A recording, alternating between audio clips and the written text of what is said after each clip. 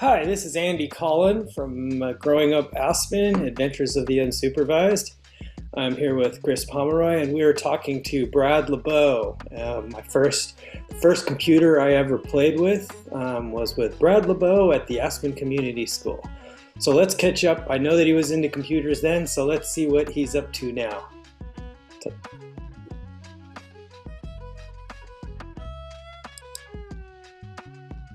Yeah, I remember looking at that big van with the big periscope coming out, and I didn't realize what that was until I was online and some folks were in the Aspen group were talking about it, and it ended up that was a project that Nick did for the Media Lab. That was MIT, I thought. It was developed Google Maps. I mean, it was back in 82, 83.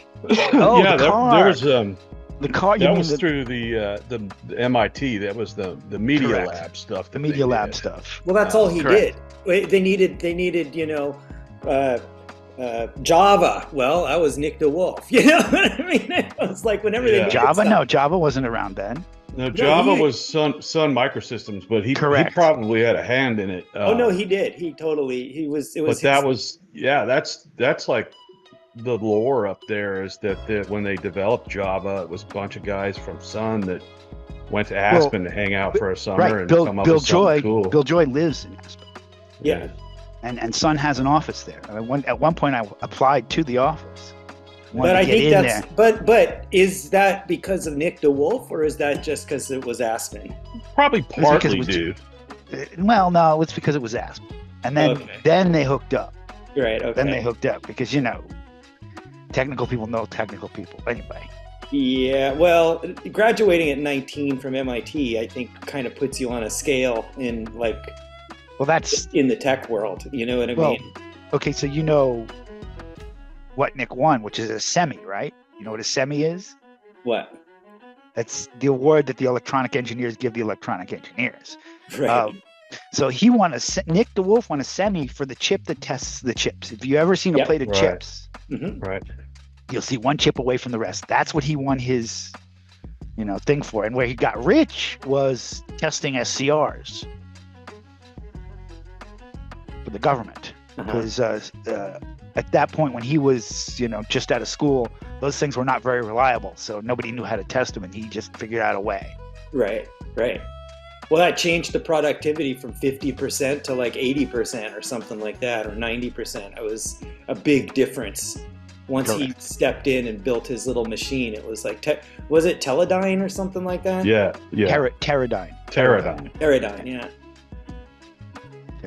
Yeah, but it is interesting to see what that seed planted. In other words, Nick just being himself affected so many folks downstream. Like you say, all of us ended up. You do know his philosophy was children should be frozen until they're 18, right? Yeah.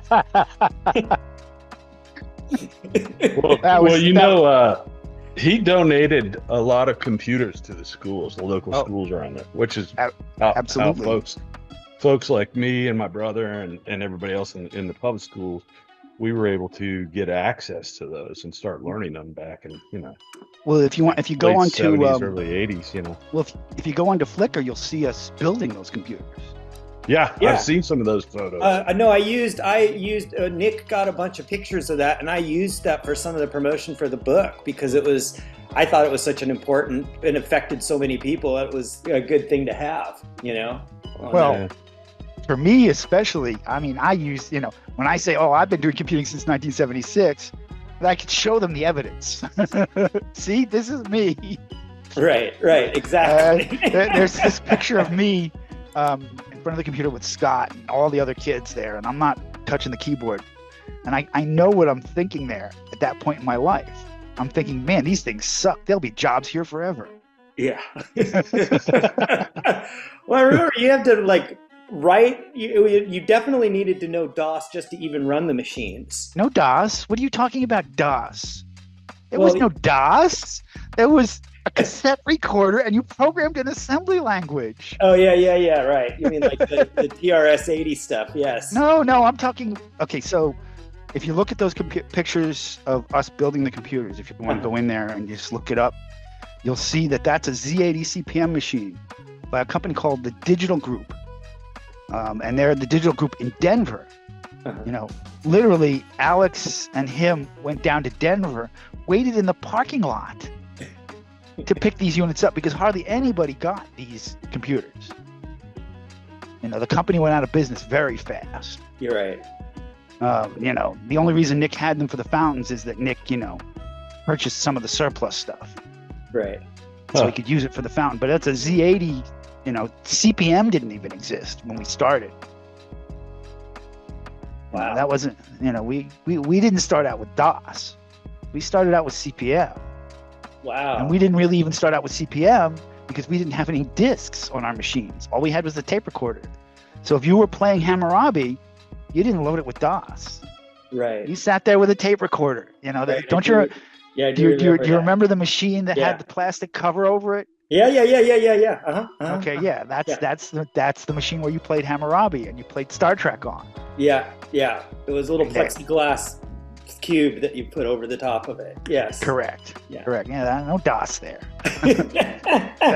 Pre-DOS. Wow. Wait, no DOS there. You had no DOS. Yeah. I mean, remember, you had no discs. Couldn't afford them. Well, a floppy disk, an 8-inch floppy disk at that point in time cost several $100 in 1975 dollars. Yeah, that's crazy. I remember buying a CD-ROM burner for like $1,200, and then within about 3 years, it ended up being $50. Yeah, well, because like whoa. Because when you bought it at, and this is when I was working at RGA, not RGA, but AGA, the document scanning for Maimonides Hospital. At that point in time, to make a laser disc, you had to have a liquid table. So to go from a liquid table to being able to burn them at home, man, that was a miracle. Yeah, I know. And then it was like, at first it was 1 speed, then it was 2 speed, then it was like 4 speed. You know what I mean? It was like, it took a while for it to rev up, but that's why. You know what's interesting now is my son was looking for RAM, and we were talking, back when I first started doing animation in about 1994, I want to say.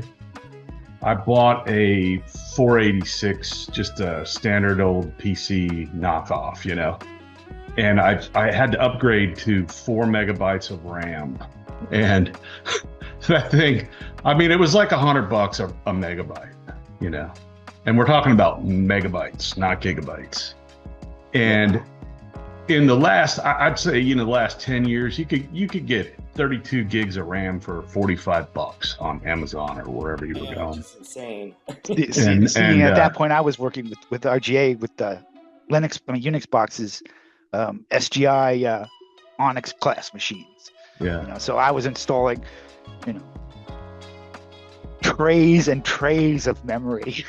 Again, that's when we were doing The Last Action Hero. It was just about that time you got your 486. Well, what I was going to say is that with all the tariffs and the Taiwan, China issues going on now, he was trying to buy 16 gigs of RAM at Best Buy, and it was $200.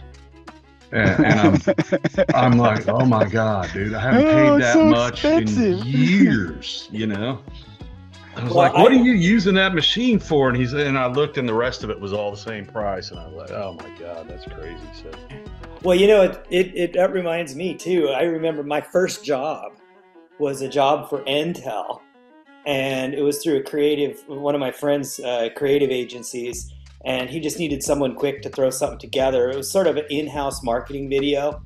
And the idea was they needed the computers to catch fire and the actors and everything. So they had everything like the footage, but we needed to go in and make things explode and make, do little effecty stuff. And it was funny because I couldn't do that on a PC at the time. No. I was 91, and there's no way I could do it on a PC. And I ended up doing it on an Amiga. And it was interesting because I was doing stuff on that Amiga that was like, and it was, so I hadn't done computer stuff since community school for a while, you know what I mean? So it was like a little bit in high school, but not much. And then when I got here, I started doing regular animation.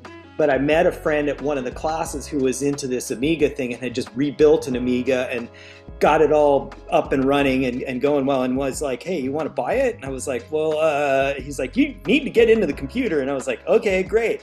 So I got into it, and that's when I started to channel that old computer Nick DeWolf game stuff that we had been taught on.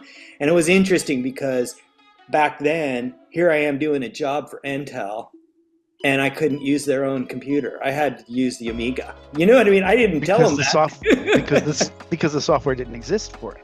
No, and you know what's funny is that video became a classic at Intel because I went to a friend of mine's brother was way head up at Intel here in Portland, which is the R&D sort of Intel is here in Portland. Mm-hmm. And so I go to one of the barbecues. They do a big pig luau on the ground and all that stuff. And we're talking, and we're like, "Oh yeah, we did this." They're like, "You did that video? Oh my gosh, that was like a classic for like 30 years."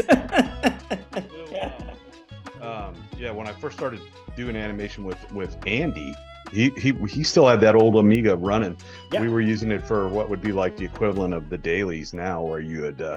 We would do pencil tests and things on there, and it was a pencil test machine eventually. And just knock stuff out, yeah.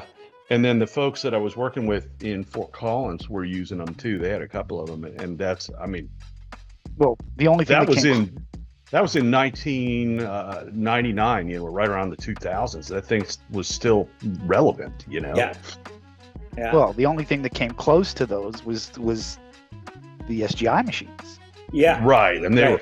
Yeah, $50,000. You know, yeah. I was just about to say, you know, and to get into an SGI machine at that point, you know, I think it was 100. It was at least 100 grand. 25 grand get you into the base. Yes, right. Exactly. 50 grand get you up and running. But then when you get into like 250 grand, you know, you're talking and that's 500. Production. Yeah, well, you're talking an Onyx machine. That's what I was trained to work on. Yeah, and the software was $25,000 out of the box too. Yeah, exactly. Which was like, you know, you just want to do 3D renders, and it was like, come on, man, we're not, you know, we weren't making Toy Story. We were just trying to. But that was also the difference between back in the day. There was a difference between consumer and professional, and that was like what set the studios apart. Was were you working in 35 or were you working in 16? And so it was like that with the computers too. That's why like I'd go to a couple studios and I'd see like a case of an SGI case on top of an old PC machine, you know, just so that when the executives come walking in, they see SGI machines. You know, that's actually hilarious, man. Yeah. You know, I would see the opposite, that they would bring out those, you know, the Intel machines just to make sure that people were thinking they were using the Intel machines. When I worked at where was I? Click 3X. When I worked at Click 3X,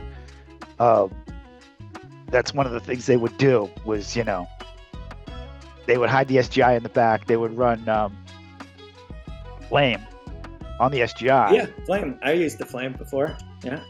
And Houdini, the Flame, and Houdini, and there's a whole bunch of those things kind of popped out of that. Correct. And they would, you know, whip out the PC just to show the clients, and the clients would say, "Oh, you did this on the PC," and they're like, "No, come here." Yeah, right. Take them back to the machine room, and then, you know. No. You can't do that on a PC. And these days, it's like it's just the opposite. They have these these really fine edit rooms that are, you know, powered by SGI, but most of it is done in the background using PCs in the CG department. Right. You know? Yeah. Well, it's funny. Most of the kids these days, they don't understand. You can do stuff on your freaking phone that we would have loved to have been able to do back in 1995. That kind of brings me back to the topic of, you know, what we've seen is the democratization of production. Yeah. Yes. Especially now with AI, man. Well, that's why AI to me just is sort of, I just see it as the same process that we've all seen. It's just gotten to the point where it's way more efficient. And then now it really just comes down to intent. And now I found out, you know, that this comment was from Bill Cosby, so I don't really like to use it. But they say cocaine intensifies your personality. What if you're an asshole? Well, this is the problem I see with AI. You're only intensifying the same personalities. Right. Yes. No, man, that nails it, dude. Yeah, that's it.